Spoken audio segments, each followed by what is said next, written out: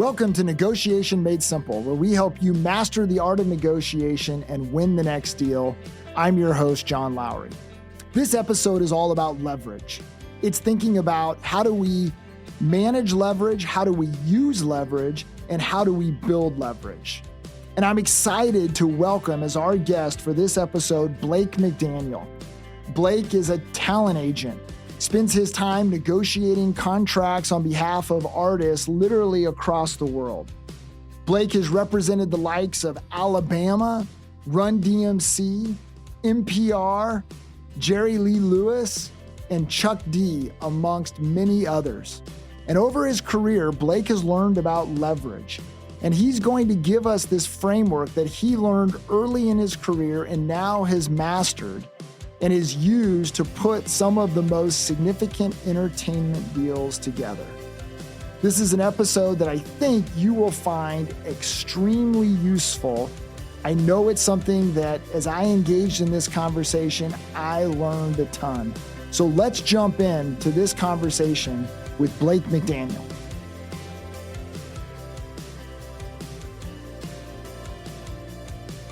So I remember the day when I first became familiar with this idea of negotiation. And the way that it happened was I knew that my dad did something with negotiation, but I was young and I had no idea really what it was. And I asked my dad one time what it was, and he gave me the definition, and that didn't help at 10 years old or 11 years old, whatever I was. And so what he did, which really connected with me, was he bought me a book. And this book he bought me was written by a sports agent, a talent agent, who basically described what he did on behalf of athletes in terms of negotiating deals for them to sign contracts and play for sports teams. And I thought that was one of the most interesting books in the world. There's a lot of things I didn't understand about it, but I remember vividly struggling to try to read that book and understand what an agent did. And I remember one of my first dreams, if you were to ask me, what do you want to be when you grow up? After I got past fireman, policeman, pilot, it was, I want to be an agent. And so today I am really excited because this is probably the closest I will be to actually becoming an agent, but I get an opportunity to talk to one of Nashville's leading talent agents, Blake McDaniel. Blake, welcome to the Negotiation Made Simple podcast. Thank you. It's a pleasure to be here, and you do a great job of building me up. I don't know if I deserve that, but thank you. There you go. Well, let's start here. Tell us a little bit about your background, but then answer that question for me when I was 10 or 11 years old and for others. What does a talent agent do? What is going on behind the scenes that brings everyone together so that artists can perform and athletes can perform and all the magic can happen? Okay.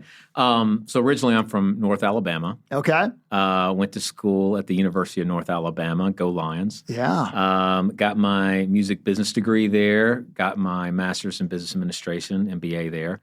And worked at a radio station for a bit. Okay. And then moved to Nashville in 2000 to make it in the music business. There you go. And so I thought that I wanted to be an A&R guy at a record label. Okay.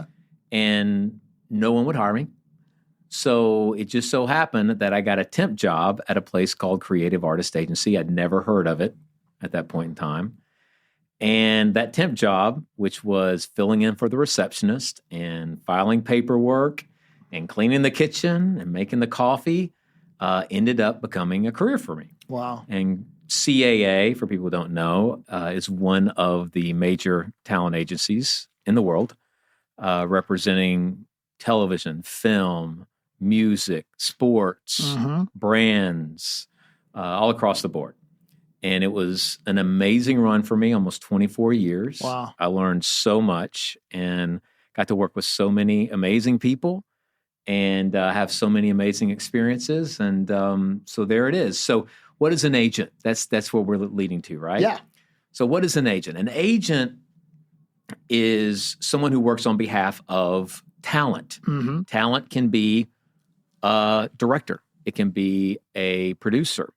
It can be a musical artist. It can be an athlete. Those people in their line of work need somebody to represent them in deal making. Sure. So that's what an agent comes in to do. And deal making isn't just the nuts and bolts of the contracts themselves, because lawyers can do that.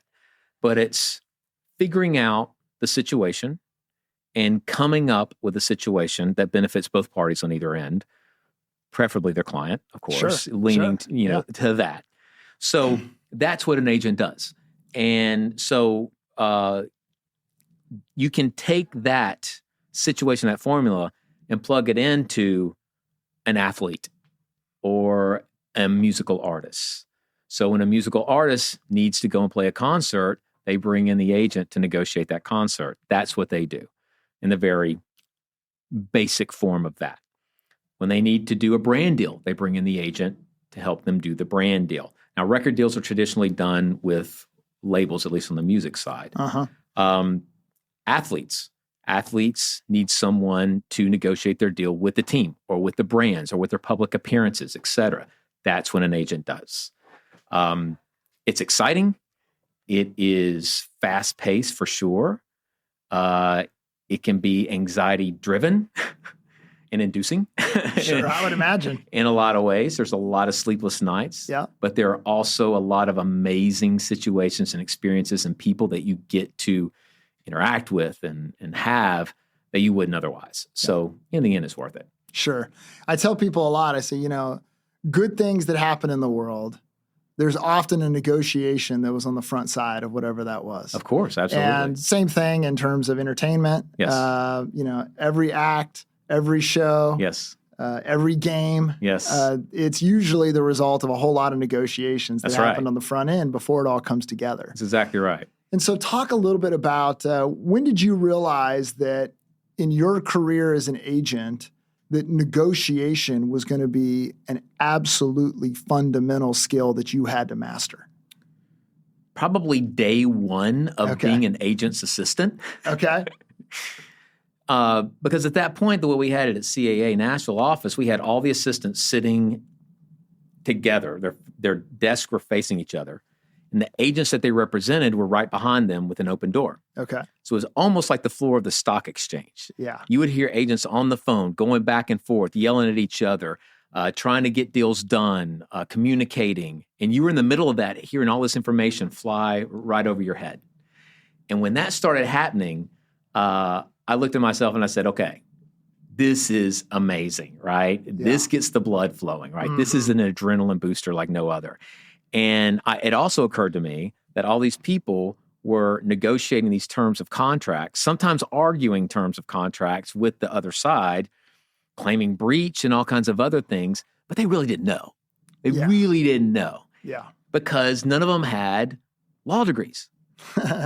So as an assistant, I thought, you know what I need to do? I need to figure out this law aspect of this thing in order to be able to know where I stand. Sure. Keep from getting taken advantage of, and keep attorneys from getting on the phone with me and doing the lawyer speak and then turning me around. It's almost like a different language. Sure.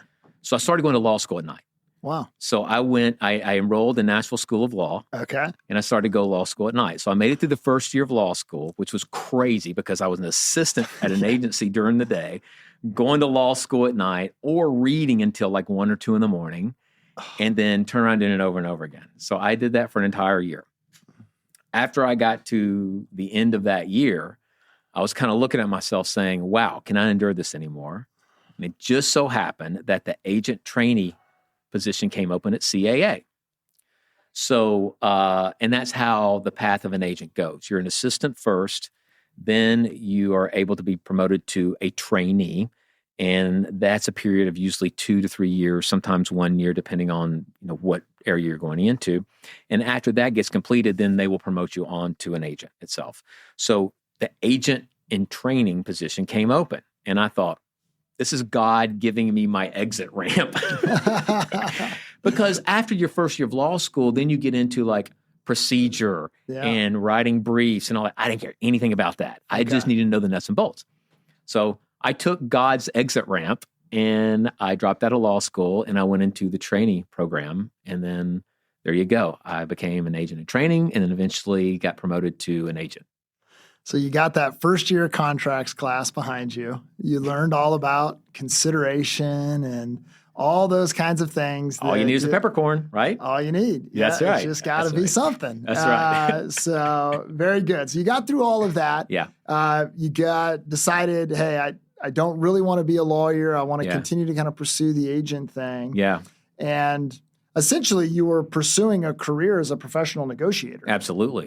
We call it agent, but the reality is you get paid by talent to negotiate on their behalf. That's exactly right. And so what were some of the early lessons that you learned when you were at the start of your career where you're like, like maybe a lesson that you learned the hard way? Maybe what were some of the early moments you remember where you're like, I got to keep that in mind going forward? So I learned a lot.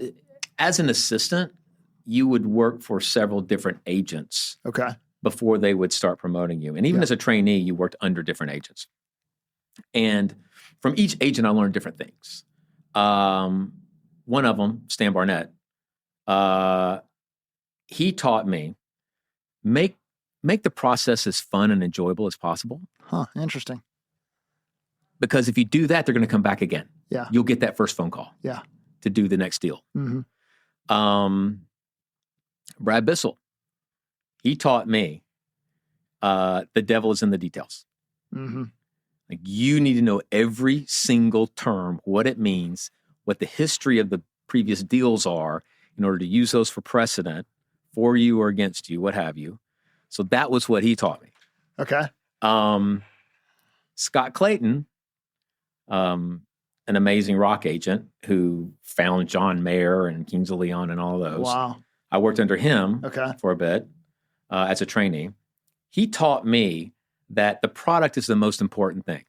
That if you can get a product and you're representing the best, highest quality product, leverage will always be in your hands. Mm-hmm. Always.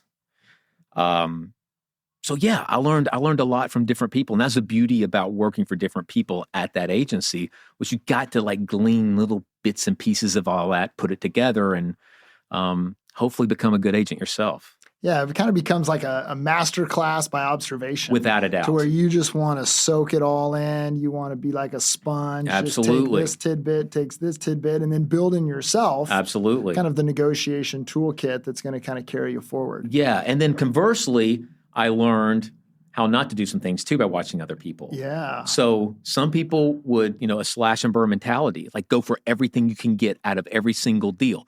Well, that works really well for a little while. Until no one wants to do deals with you anymore. For sure. And then you're kind of stuck on an island at that point in time because you burn all your bridges. Yeah. So that's what you don't want to do. Being honest is something that even when something goes sideways, being honest about the deal will sometimes take people off their guard, and they'll say, okay, we're on the same team here. We're humans. Yeah. So let's figure out a way through this. Yeah. A lot of times when deals that you cut are not going to cover every single aspect of a situation. And there are going to be times that comes up where it's not covered by the deal itself, and you got to figure out a path through. Yeah. So as long as somebody's not dying, then we're going to get through it, right? That's what I say to the other person. I'm like, we don't have an argument here. We don't have anybody dying. We just have an opportunity for a conversation. So let's talk. Yeah. Let's figure out how we can get this done where both of us come out of this thing and we don't get burned too badly, So those kind of lessons just from being around the veterans and, people much, much, much better than me in the industry helped so much. Yeah, what I've learned in my context, I don't know if this is true in yours as well, but you spend a lot of time negotiating kind of the details of a contract. And the reality is that if the relationship is a strong one, you probably never refer back to the contract all that much. If the relationship isn't good, it doesn't matter what the contract says. That's right. It's still going to be a bumpy road. 100% right. You're 100% right. And that's part of my philosophy going in and making sure in every deal it benefits everyone, because you want to go back and do multiple deals. Yeah. And if you have a history with somebody of going through those deals or going through those situations that turn sideways and making sure you don't, pull your guns against each other and you walk through the situation together instead of it being two people on the opposite sides of the table. It's two people on the same side of the table trying to fix the situation. Then there's a trust that builds. Sure. And when something does go sideways with those people that you've gone through the crucible with, they're like, it's going to be okay. We're going to figure this out. And calm heads prevail. Yeah. Yeah. And one of the things that's so interesting about that I've observed is that when you go through difficult things with people and you're successful in terms of working through them, your relationship is actually stronger. Much stronger. Much stronger for having gone through kind of the difficult moment and gotten through it. Without a doubt. And so that old saying of, whatever kills you makes you stronger. That's kind of applies to relationships. Like 100%. Whatever doesn't kill it will make it stronger. That's exactly right. And when there's an opportunity to do business again with those people that you've gone through the fire with, you kind of smile a little bit and say, let's do it again. Yeah. Let's go through this again. Yeah. And part of that is picking who you do business with. Yeah. And making sure you pick the right people, because inevitably you're going to go through fires, especially if it's a long-term situation where the deal, is a longer relationship that you have to go through. You want to go through it with people that you trust and you like, and that that you're going to be locking arms with instead of facing off against. Yeah, I've got this. I do a lot of mediation work, and I've got a mediator that I do a lot of cases with, and we've been through some really tough times. Yeah. I mean, some real challenges. Yeah, and we were in another one not long ago, and we were kind of in a room together, and I was like, man, this is kind of a bloodbath. I mean, this is brutal. But he and I joked of like, yeah, but it's nothing compared to what we've been through in the past. I mean, we've been through far worse, you and me, trying to figure this out. Yes. And it was this, really kind of healthy thing of yeah, we'll get through this though. It's not the worst that we've been. And it was a reflection of a relationship that's kind of strengthened because of all of the difficult moments that have existed. Yeah. So you mentioned a word earlier that I want to go back to and really kind of spend some time thinking about, because I think it's true for a lot of people, in that negotiation, it really is about leverage and thinking about how to manage leverage. And what's interesting about leverage is, there's a lot of people I hear say, well, if you just have all the leverage on your side, you're going to get a great deal. And that is primarily true. The challenge is you don't always have the leverage on your side. Correct. And yet really good negotiators, they have to know how to get great deals when they have all the leverage. That's right. They got to know how to build leverage when they don't have it. That's right. And then they also have to know, how do I still carve out a decent deal even if I don't have a lot of the leverage? So let's talk about leverage. And as you've mentioned, there are some things that you've learned about leverage, and I want to kind of dig into those a little bit and help people at the different points that they find themselves in terms of having to figure out how to manage and grow leverage. So, absolutely. So, when I was about 25, I worked at a radio station, and the owner came into me one day and said, Blake, I'm going to give you a piece of information that you're going to use for the rest of your life. Wow. He goes, in any kind of sale or negotiation, you need to analyze the leverage. And there are several dynamics that go into that. He goes, and the acronym to use for that is TICO. TICO. Okay. TICO. T-I-C-C-O. Two C's. T-I-C-C-O. And it stands for time, information, communication, confidence, and options. Okay? So we'll go through those. Great. Time. If time is on your side, you have leverage. Sure. For instance, you're having a heart attack. You find yourself in a hospital. The doctor's looking over you and says, hey, Blake, I can fix this. It's going to cost you $100,000. You're sitting there on the table saying, what about 20 grand? Yeah. He's going to say, no, it's 100. There you go.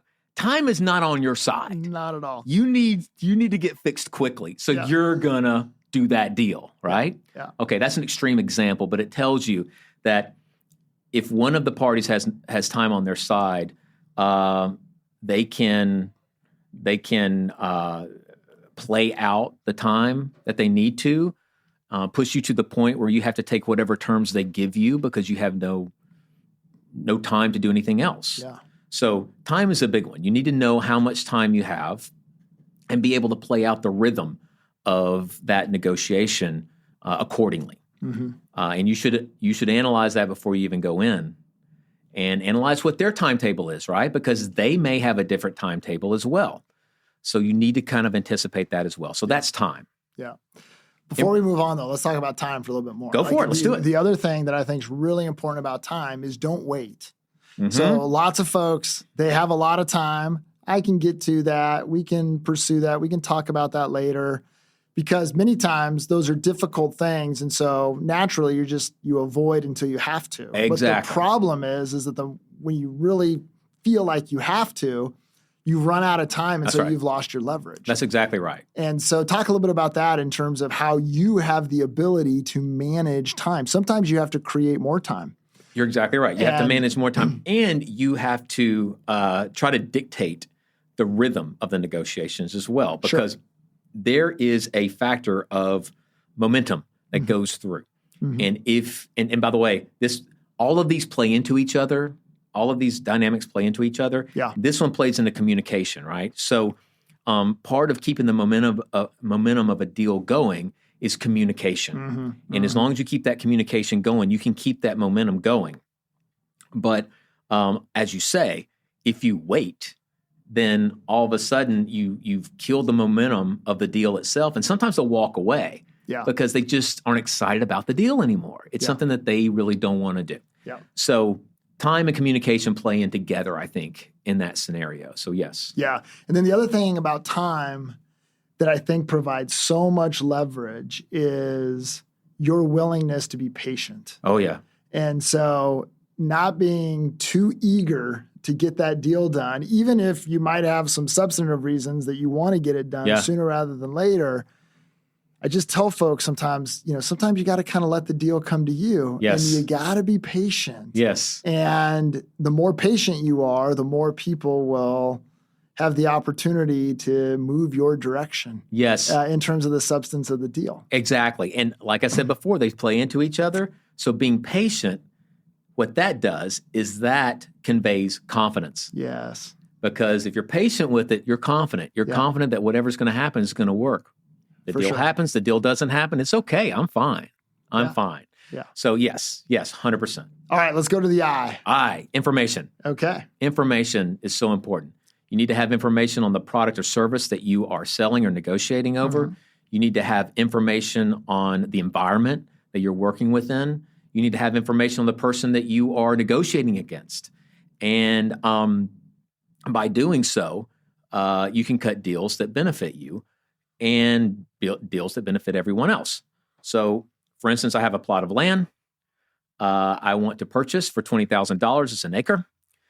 This person has this acre, and they say, no, I want $50,000 for this plot of land.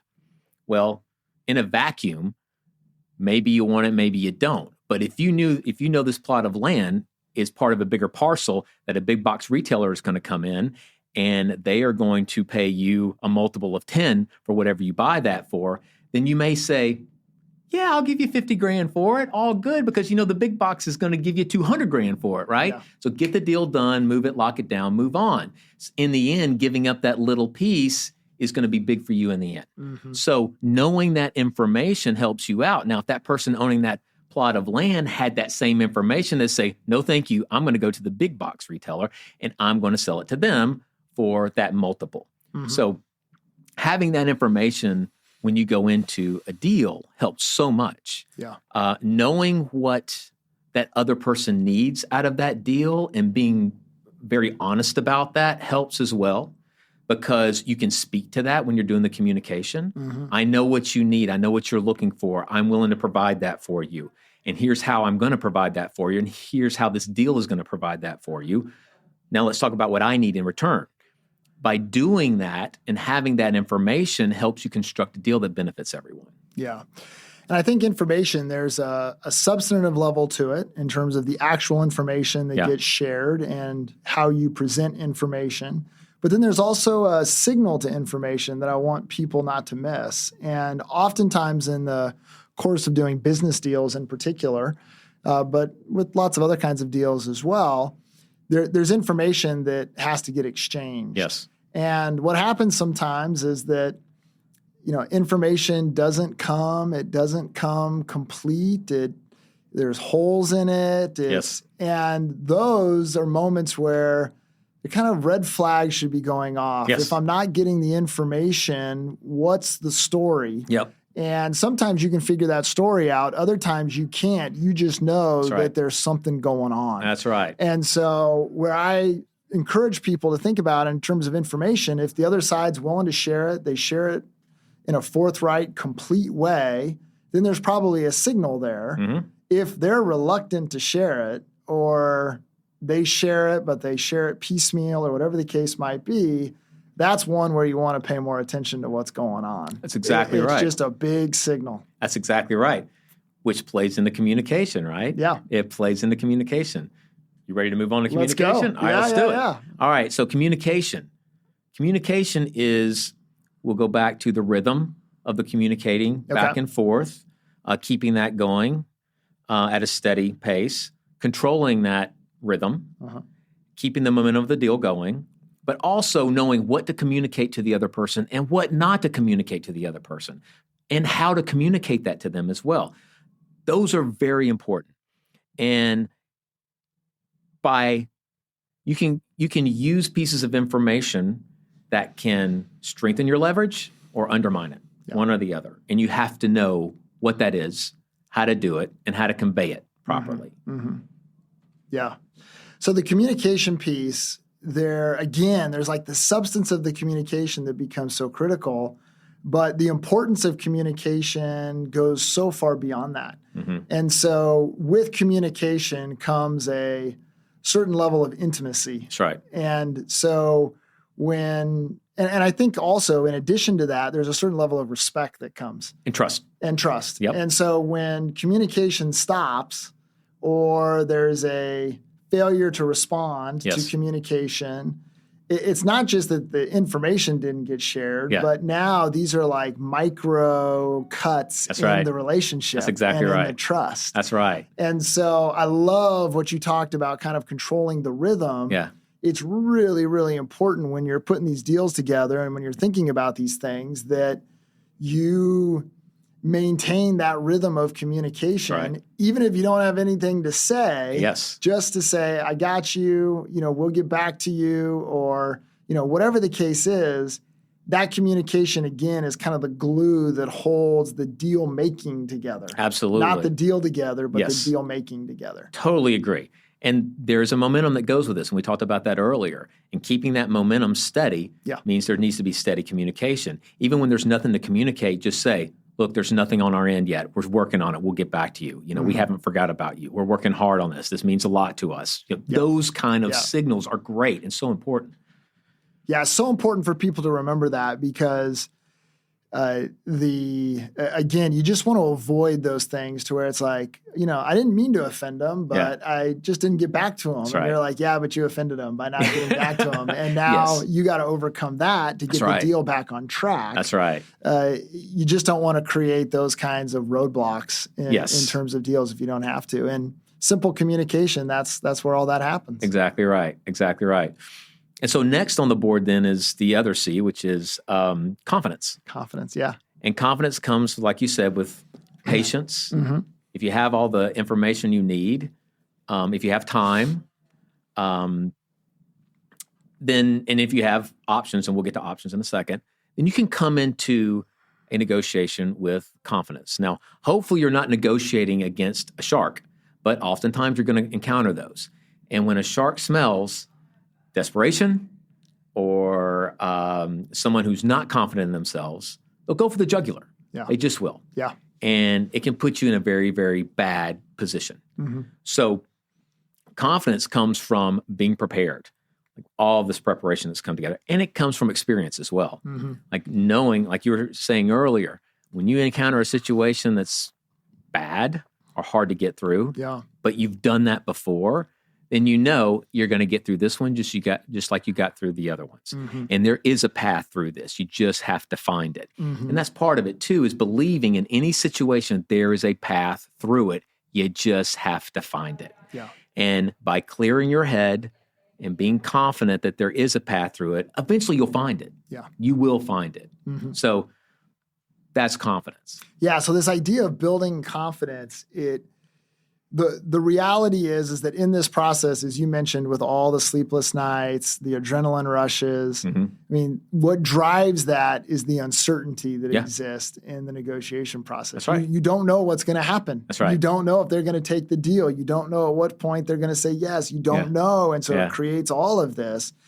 And the challenge with that is, if you allow those uncertainties to take over, the natural instinct is to make concessions to try to solve for the uncertainties. Exactly. And that's where confidence becomes so critical of you got to have a plan. You got to be confident in the plan. You got to be confident in your approach. And you have to project that confidence in everything you do, even though inside you may be like, I have no idea if this is going to work out. If this doesn't work out, I don't know what that means.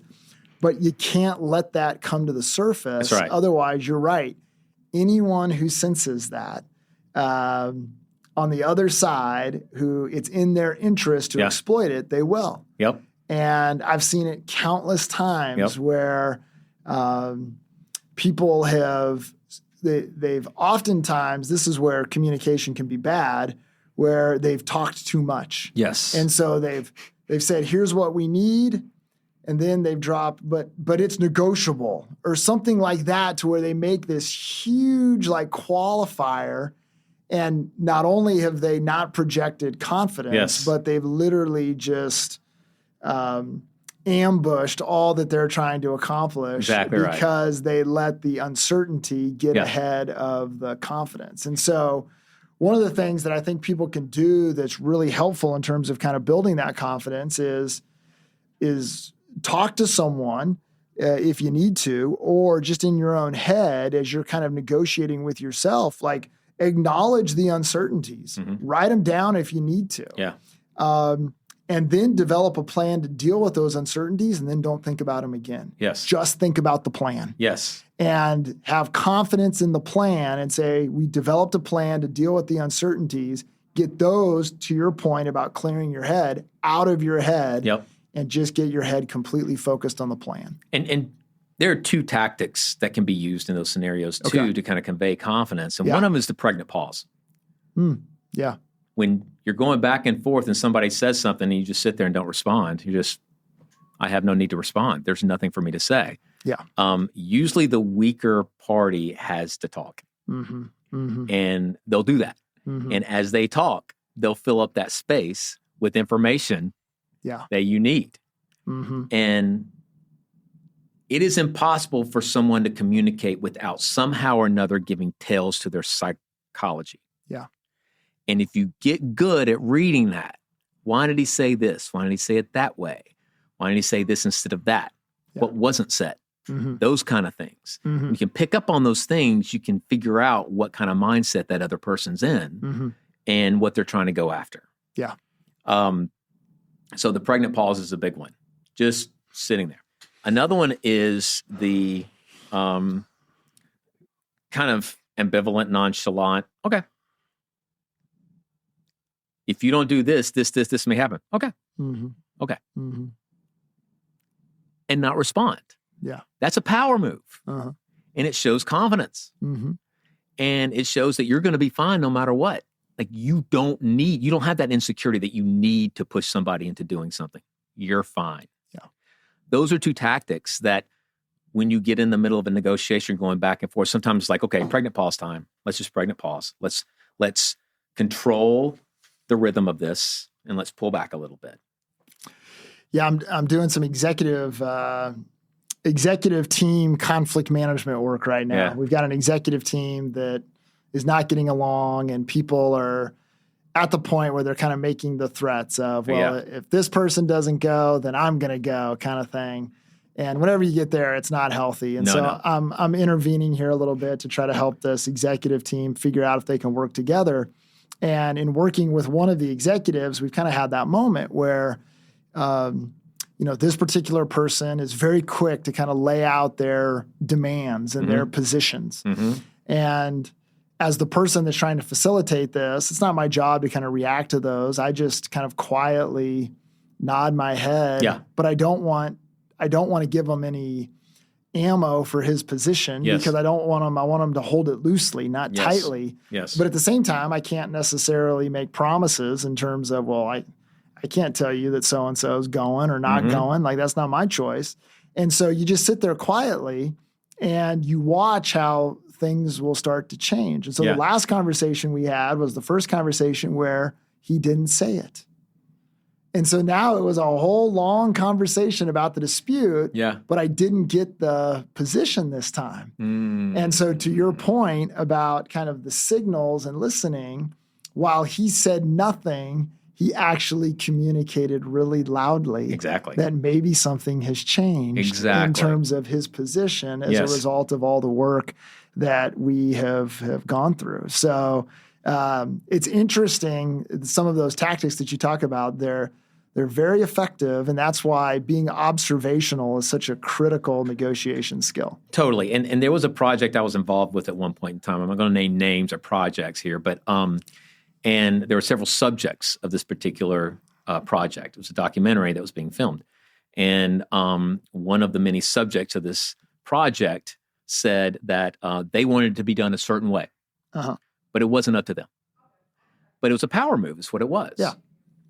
And they said, if they don't do it, then they're just not going to be interviewed for it. I'm like, okay, great. Then we're just going to move forward with this project. By the way, producer comes to me and goes, what's going on? This person has to be interviewed. They have to be a part of this. And so I said, no, here's what we're going to do. We're going to say, okay, no problem. You don't have to be a part of this. All good. We're going to go ahead and we're going to do everything else. We're going to go through with our production schedule. By the way, send them the agenda and the calendar of everybody that's being interviewed and when they're being interviewed and everything else so they can see their name not on there. Yeah. And we're just going to move forward. And they're like, well, this kills the deal. No, it doesn't. Just why? Just follow me on this one. Yeah. So sure enough, they started forward with the production. All of a sudden, we get a phone call about a week later saying, okay, I'll be interviewed. We're in. We're in. We're going to do it. Yeah. So that was confidence, right? That's like, you know what? We're going to do this. And it's going to happen. Knowing that you got to assess the situation here. It was control. It was a control move on their end to control the project themselves. When they found out that there was no control anymore, they said, okay, I can either go along with it and have my input in there and say my perspective, or I can sit out and watch it go, this train go off without me. Yeah. I'm getting on this train. And they got on the train and everything ended up being okay. But that's an example of using the confidence and moving forward regardless, Yeah. I love that. I remember back in the day, there was that Michael Jordan poster. I don't know if I'll get this exactly right, but it's a picture of him and he's just playing basketball or he's on the court. And then there's the caption. I don't know if I'll get it exactly right, but it went something like, doubt me, I dare you. And it's like the ultimate projection of confidence, right? That's right. Like, I want you to doubt me. That's right. You don't have confidence in me, but I got confidence in me. That's right. And that's just, it's very influential. Absolutely. When you bring that to the table. Absolutely. And there's studies out there that say one of the major determinants of if somebody's successful or not is their self-confidence. Yeah. And that right there singularly can be pointed to with people who are successful and not successful, even more than their abilities and their talents and all of that. So confidence is so important when coming to a situation, even when you may not have reason to be confident, Yeah. Act as if. That's right. Act as if. Act until it happens. All right, let's do O. O. Okay. O. Yeah. O is options. Yes. And when you come to a situation and you have many options out there and you don't have to take the deal, you're in such a huge leverage position. Yeah. And by the way, those options come from being in the business a while, knowing other ways to get what you need done, And we'll go back to doing deals the right way, having a philosophy of walking away from deals where everybody wins. Because after doing that for a long period of time, you build up a network of deal makers that are I won't say at your disposal, but that you can go to. Sure. Because they've done deals with you before. They love the process. They know you're going to be fair. They know that everybody's going to walk away in a better position. So if this particular deal doesn't work, you've got a bag of all kinds of other ones that you can go to that will do that deal. So you're in an amazing leverage position with options. Also, being in the business for a long period of time, whatever business that is, you know the other places you can go. For instance, if I'm doing a negotiation for an artist in a particular venue, and that particular venue is trying to force an unfair deal on me, I know 10 other venues I can go to. Yeah. And I know the people there, and I know that they'll take my phone call and that they'll be eager to do a deal with me. So I can say, I can walk away from this if you don't want to do this deal. It's fine. Again, the one who cares the least is always in the negotiating. They always have the most power. They're in the seat. Yeah, they have the most power. So when you have all these options, you don't care. Yeah. It can happen or it can't. It's all good either way. Again, the confidence comes into play. Yeah. Yeah, like in your world, I think about that when I see all the dates and locations in a tour for an artist. Yeah. And, you see like the most random cities that are in there. And then you see some cities, you're like, how are they not stopping there at that city? And you're like, right. There's got to be a negotiation story around that somewhere, because why on earth would they go on that West Coast swing and not hit boom, boom, boom, boom, boom? Oh, yeah. There's a story behind every single decision that's made on that entire tour, without a doubt. Yeah. Without a doubt. Yes. Yes. Yes. Interesting stuff. Yeah. Options, I think, are that's the thing that we can control. Yes. There's a lot of other stuff around leverage that we don't have any control over. Like, we don't have any control over, how big our artist is at the particular moment, or, whatever the case. Like, that's for the market and the public and all that kind of stuff. But creating the options, that is one of the easiest ways to kind of gain leverage. Yep. And having those be real options. I mean, I was in this room literally yesterday, and some folks came in and they needed some help with a real estate deal that was going bad.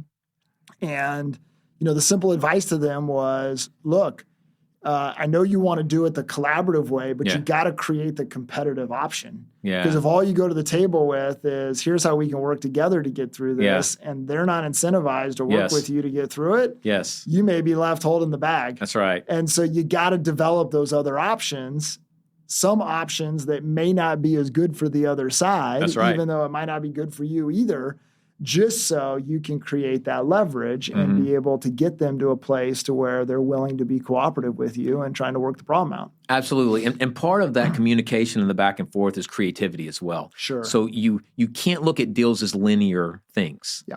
Like, I want to offer you 50. You want 100. Let's meet in the middle at 75. Sometimes that works. But sometimes you're like, okay, I want $100,000 for my particular artist.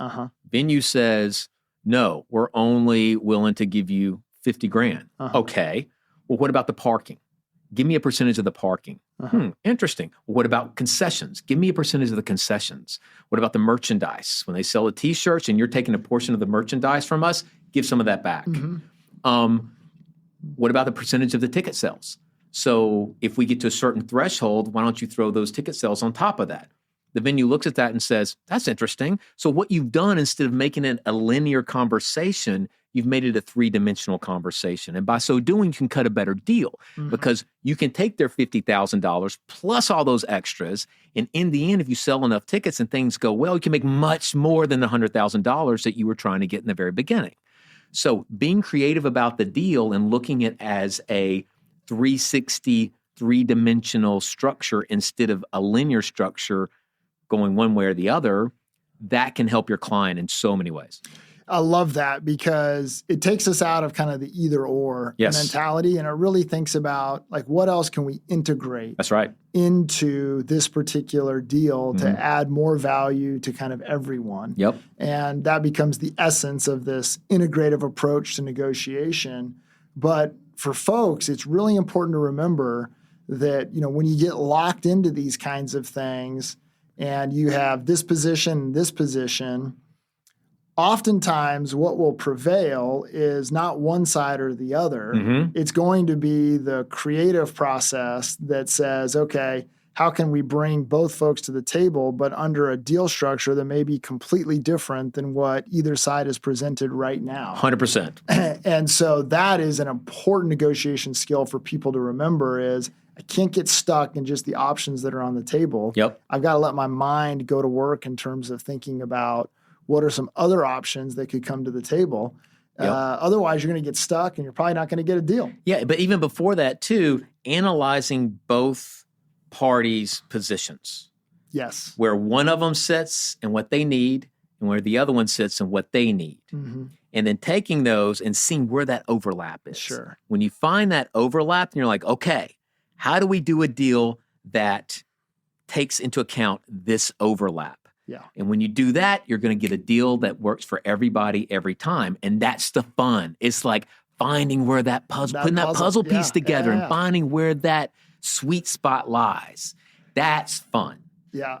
All right, Blake. So as we wrap this up, let's end on a high note here. You've been in scores of negotiations. You've negotiated really, really big deals. Like, what's the moment that really stands out for you? Like, what's one of your proudest moments or proudest accomplishments from a negotiation standpoint? Well, probably the proudest moment that I was a part of was maybe one of the easiest negotiations I've ever had.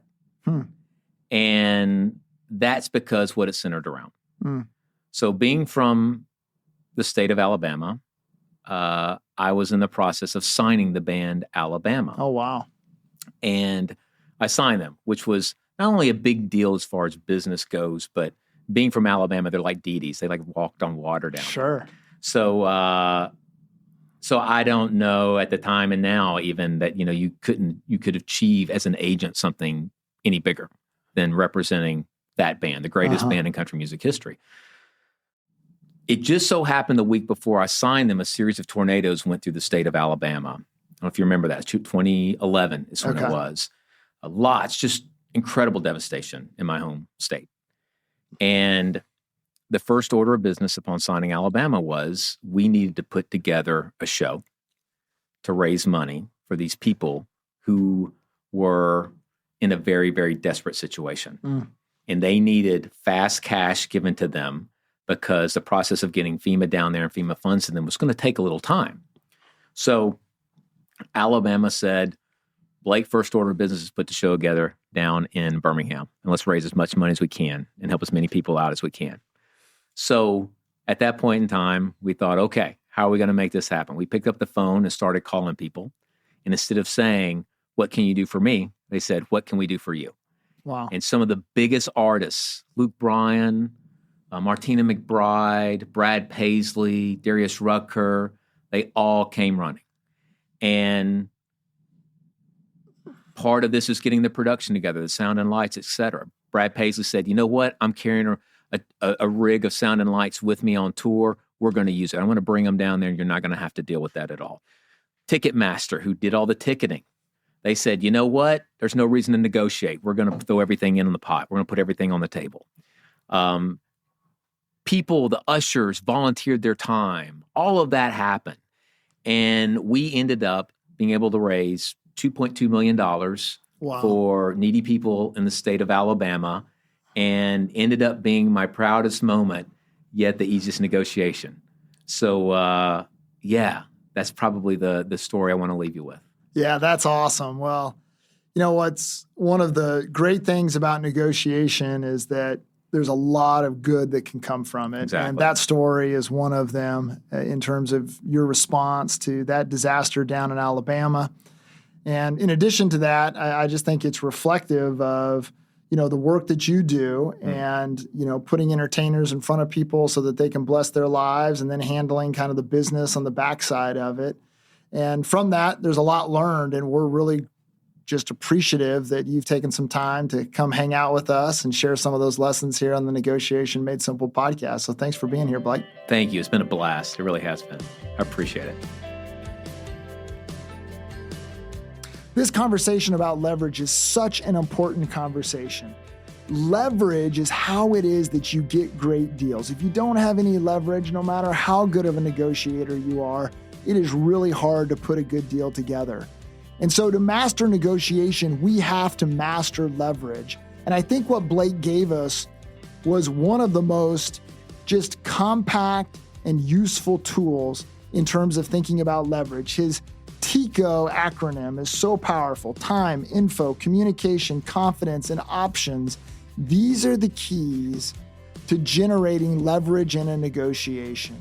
And if you can master these, then every time you go to the table, you can go to the table with an approach that will be compelling to the other side and that will help raise your chances of delivering the deal that you are looking to make happen. Thanks for listening to the Negotiation Made Simple podcast, and I look forward to seeing you on our next episode.